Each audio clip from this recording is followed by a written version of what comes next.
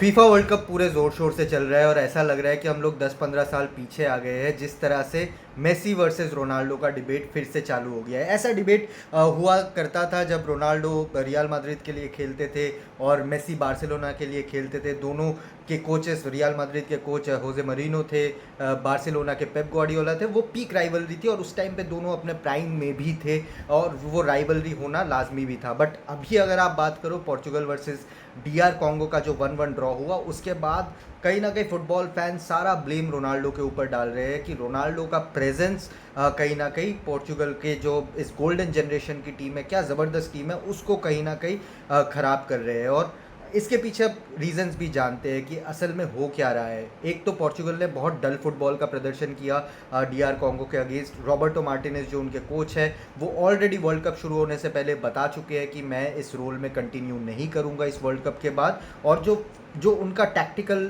जो एक नाउस भी है, यस विगान एथलेटिक के लिए उन्होंने एफए कप जीता था, बट उनके मैनेजरियल करियर में शायद वो सबसे बड़ी उपलब्धि थी।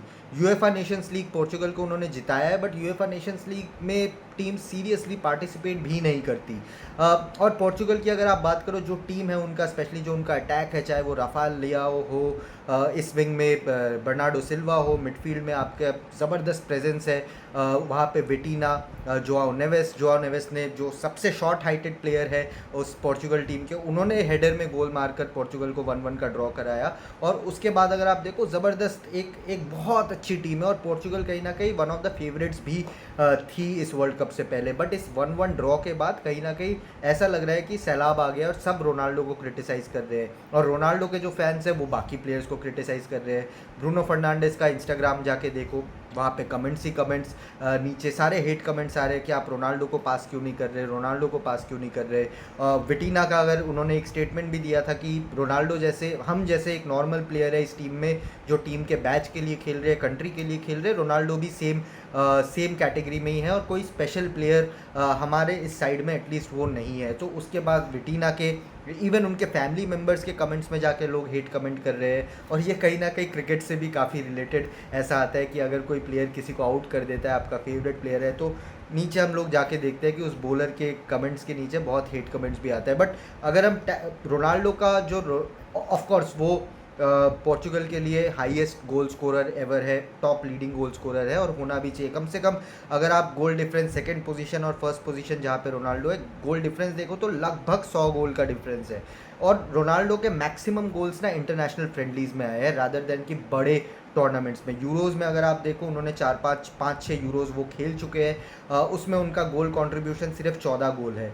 वर्ल्ड कप की अगर आप बात करो तो शायद 23 मैच में उनका सिर्फ 8 गोल का कंट्रीब्यूशन है, जिसमें जो सबसे मेमोरेबल परफॉर्मेंस रहा है वो स्पेन के अगेंस्ट ग्रुप स्टेज में आया था 2018 में, if I am not wrong, जहाँ पे उन्होंने हैट्रिक मारी थी। वो फ्री किक हमें याद है, जो उनका हैट्रिक गोल का फ्री किक था डेविड डिहेया के अगेंस्ट। सो रोनाल्डो का वैसा कंट्रीब्यूशन कभी भी नहीं रहा मेजर टूर्नामेंट्स में पोर्चुगल के अगेंस्ट। ऑफ कोर्स उनको वैसी गोल्डन जनरेशन कभी मिली भी नहीं थे। अर्जेंटीना हमेशा से एक सुपीरियर साइड थी, एटलीस्ट इस वर्ल्ड कप या इस वर्ल्ड कप साइकिल से पहले तक, तो उसका एडवांटेज मेसी को ज़रूर मिला। मेसी वहीं पे, आप अगर कोपा अमेरिका देख लो, अगर आप वर्ल्ड कप्स देख लो, पिछला वर्ल्ड कप देख लो, मेसी के पास वो एबिलिटी है कि वो सिंगल हैंडेडली मैच को चेंज कर सकते हैं। इवन डीप से आके ड्रिबल करके वो गोल, वो पास, वो प्रिसाइज पास का उनके पास एबिलिटी है।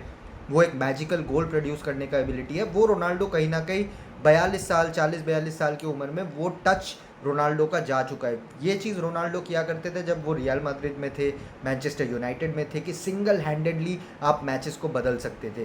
बट अब शायद वो एबिलिटी कहीं ना कहीं गिर चुकी है उनके उनके गेम में, वो चीज़ रही नहीं है।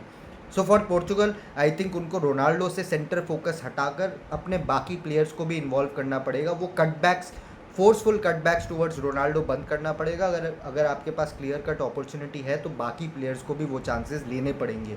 अगर पोर्चुगल ले पाती है तो मेरे हिसाब से अभी भी one of the finest teams है इस वर्ल्ड कप में। बट मुझे भी लगता है कहीं ना कहीं कि रोनाल्डो का प्रेजेंस कहीं ना कहीं पोर्चुगल को हार्म ज़्यादा पहुँचाएगा रादर देन उनके बेनिफिट में वो काम आएगा। But again, Ronaldo being Ronaldo, वो गेम को कहीं से भी बदल सकते हैं, इसीलिए वो one of the greatest players of all time है। आप बताना आपको क्या लगता है इस पोर्चुगल टीम को देख के, रोनाल्डो को देख के, कमेंट्स में ज़रूर बताना। लाइक शेयर सब्सक्राइब आप कर देना।